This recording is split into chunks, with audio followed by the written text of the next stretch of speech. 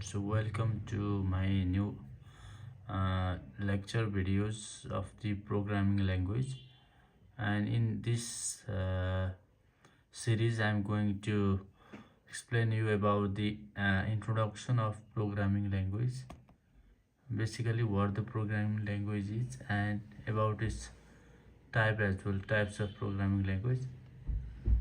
So first of all, basically the programming language are the instructions that are used to instruct the computer to perform the certain tasks. So we use programming language to give the instruction to the computer to perform the certain tasks, called the computer programming language. So they are basically the set of rules that provides a way of instructing the computer. So programming ल्याङ्ग्वेजले चाहिँ तपाईँको चाहिँ के गर्छ त भन्दाखेरि इन्स्ट्रक्सनहरू provide गर्छ कम्प्युटरलाई चाहिँ अपरेट गर्नलाई चाहिँ एउटा इन्स्ट्रक्सनहरू रुल्सहरू चाहिँ प्रोभाइड गर्छ to perform certain operation. So after we understand what the programming language is, we need to understand what is computer program. Computer program भनेको चाहिँ एउटा सेट अफ इन्स्ट्रक्सन हो जुन चाहिँ लेखिन्छ, जसको कारणले चाहिँ कुनै पनि अपरेसनहरू, रियल लाइफ प्रब्लम्सहरू चाहिँ ट्याकल गर्नको लागि, सल्भ गर्नको लागि लेखिने कुरालाई चाहिँ हाम्रो कम्प्युटर प्रोग्राम भनिन्छ सी प्रोग्रामिङमा. So it is basically the set of instruction written in a specific programming language that a computer can interpret and execute. भनेको चाहिँ हामीलाई चाहिँ एउटा माध्यम भनेको चाहिँ एउटा प्रोग्रामिङ ल्याङ्ग्वेज हो भने चाहिँ यो चाहिँ एउटा computer program is just a set of instruction. So you can just act it as a set of instruction that is written in a programming language. It can either be a high level programming language or low level programming language. So हामीलाई चाहिँ अब अर्को कुरा भनेको C प्रोग्रामिङमा चाहिँ तपाईहरुको चाहिँ यो बीसीए सीएसआईटी अनि तपाईहरुको कम्प्युटर इन्जिनियरिङको कोर्समा पनि यसको चाहिँ प्रोग्रामिङ ल्याङ्ग्वेज भनेर चाहिँ सोधिरहेको छ है. यसमा चाहिँ सर्ट क्वेसनमा चाहिँ सोधिरहेको हुन्छ. प्रोग्रामिङ ल्याङ्ग्वेजको चाहिँ यसको चाहिँ दुईटा क्याटेगोरीमा डिभाइड भएको हुन्छ. एउटा भनेको चाहिँ हाई लेभल प्रोग्रामिङ ल्याङ्ग्वेज भयो भने अर्को चाहिँ लो लेभल प्रोग्रामिङ ल्याङ्ग्वेज भयो. High level language and the next one is low level language. So low level language र हाई लेभल ल्याङ्ग्वेजमा चाहिँ डिफ्रेन्सिएट छ. सो लो लेभल ल्याङ्ग्वेजको पनि दुईटा टाइप छ. One is machine level language which is also known as first generation language, and the next one is assembly language. यो भनेको चाहिँ तपाईहरुको न्युमोनिक्सहरु युज गरेर चाहिँ लेखिने ल्याङ्ग्वेजलाई चाहिँ एसेम्बली ल्याङ्ग्वेज भनिन्छ. र हाई लेभल ल्याङ्ग्वेजमा चाहिँ हामीले के डिस्कस गर्छौं भन्दा procedure oriented language, object oriented language and natural language. So we'll be discussing about these types of programming language in detail. So first of all, let's discuss about the low level language. So सुरुमा चाहिँ हाम्रो चाहिँ machine language भनिन्छ. यो चाहिँ first generation language पनि हो. So यस्तो टाइपको ल्याङ्ग्वेज जसमा चाहिँ बाइनरी डिजिटको चाहिँ इन्टरेक्सनको थ्रुबाट चाहिँ कम्प्युटरले चाहिँ अन्डरस्ट्यान्ड गर्न सक्छ. जस्तो कि जेरोज एन्ड वान्सको फर्ममा चाहिँ कम्प्युटरले डाइरेक्टली अन्डरस्ट्यान्ड गर्छ. बिचमा चाहिँ कुनै पनि ट्रान्सलेटरहरू अथवा एउटा माध्यम चाहिँदैन भने त्यस्तो टाइपको ल्याङ्ग्वेजलाई चाहिँ हामीले चाहिँ मेसिन लेभल ल्याङ्ग्वेज भनिन्छ. For example, you can understand easily from this example like it is represented in the form of binary digit. So यो भनेको चाहिँ एउटा बाइनरी प्याटर्न हो हैन. यो चाहिँ स्पेसिफिक सीपीयू इन्स्ट्रक्सनको लागि दिएको प्याटर्नहरू. It can either be the addition, move or jump operation. Machine level language भनेको चाहिँ त्यो भयो. र next one is assembly level language. यो भनेको चाहिँ एउटा अलिकति सजिलो तरिकाको ल्याङ्ग्वेज भनौँ. यो मोर लाइक ह्युमन ल्याङ्ग्वेज.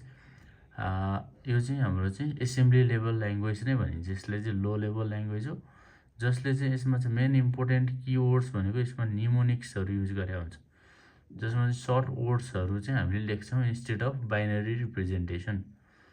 जस्तो कि यसलाई चाहिँ हाम्रो चाहिँ एसेम्बलरले चाहिँ यसले फेरि मेसिन लेभलमा कन्भर्ट गर्नुपर्ने हुन्छ because the computer can only understand the machine level code computer can only understand the binary format, so we need to convert the mnemonics back into the machine level codes again, so it is done by the assembler. So example मा चाहिँ हामीले चाहिँ हेर्न सक्छौं mov ax bx यो move भनेको चाहिँ एउटा निमोनिक्स भयो, मुभ गर्नु पर्यो, जस्तो कि bx को भ्यालु ax मा मुभ गर्नु पर्यो, अथवा add means one operation and so we'll add the two values, so हाम्रो चाहिँ 5 र ax लाई जोड भनेको हो यो चाहिँ, अनि त्यसको भ्यालु ax मा लगेर राख भनेको एसेम्बली ल्याङ्ग्वेज. सो यो भनेको चाहिँ तपाईको लो लेभल ल्याङ्ग्वेज भित्रै पर्छ, अनि लो लेभल ल्याङ्ग्वेजको चाहिँ मेसिन लेभल ल्याङ्ग्वेज भन्दा अलिकति सजिलो ल्याङ्ग्वेजलाई चाहिँ एसेम्बली ल्याङ्ग्वेज भनिन्छ.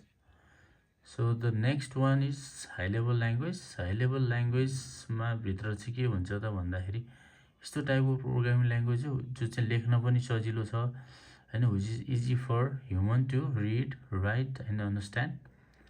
So it is basically machine independent language. यो कुनै पनि मेसिनमा डिपेन्डेन्ट हुँदैन. So we can write either in Linux, Windows or Mac OS. So यसको एक्जाम्पलहरु चाहिँ हामीले सी प्रोग्रामिङकै कुरा गर्नु पर्दाखेरि C, C plus plus, Java, Python, Pascal भन्ने छ है. यो तपाईहरुले चाहिँ पछि डिस्कस पछि क्लासहरुमा पनि मैले डिस्कस गर्छु. सो हाई लेभल ल्याङ्ग्वेजको युजहरु केमा युज हुन्छ त भन्ने कुराहरुमा कुरा गर्नु पर्दा चाहिँ एउटा एप्लिकेसन डेभलपमेन्टमा युज हुने भयो. Next one is web development. So business प्रोग्राममा, साइन्टिफिक एप्लिकेसनमा चाहिँ हाई लेभल ल्याङ्ग्वेजहरु चाहिँ युज हुन्छ बेसिकली है.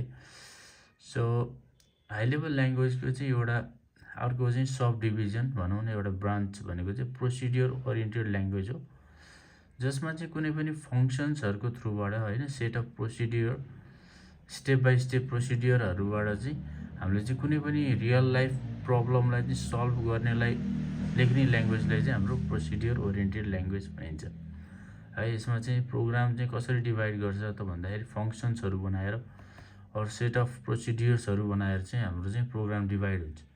So it is basically top down approach. So data हुन्छ यसमा, अर्को फंक्सन हुन्छ.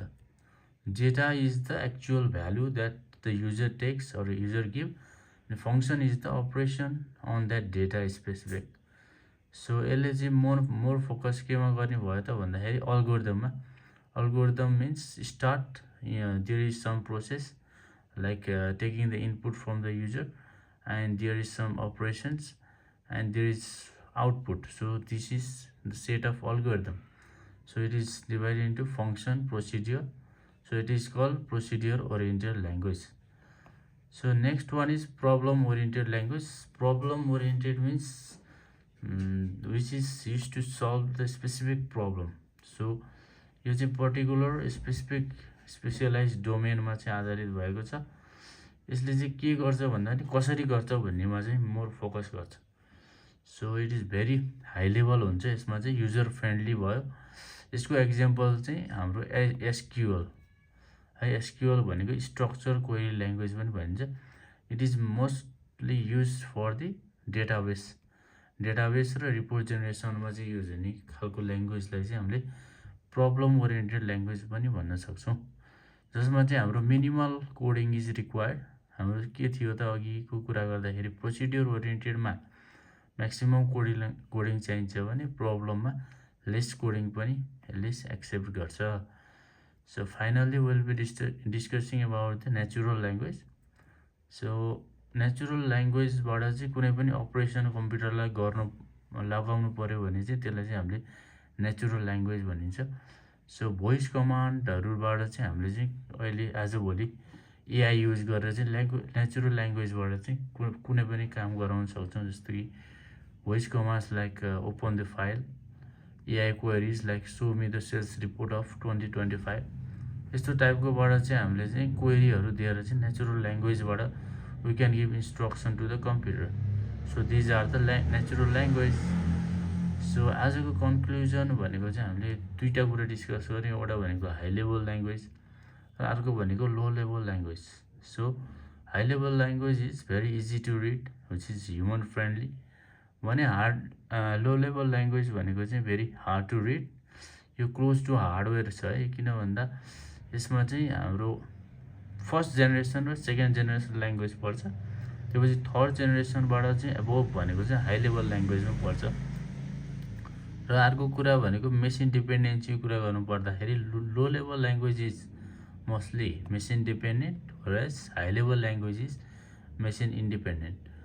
So low level language runs directly via assembler whereas high level language needs compiler.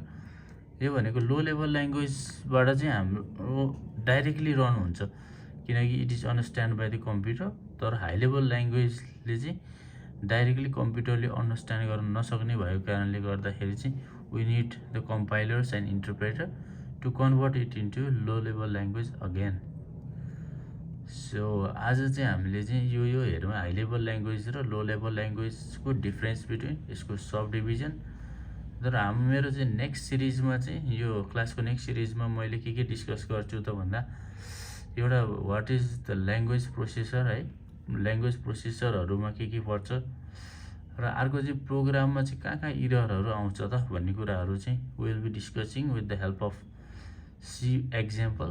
C प्रोग्रामिङको चाहिँ एउटा अल्गोरिदम हैन इम्प्लिमेन्टेसन गरेर चाहिँ हामीले हेर्छौँ next series. So if you have any queries please comment below in this video. If you like my series please like and share to your friends. So if you like to see me again please do subscribe to my YouTube channel. So stay tune, take care guys, thank you.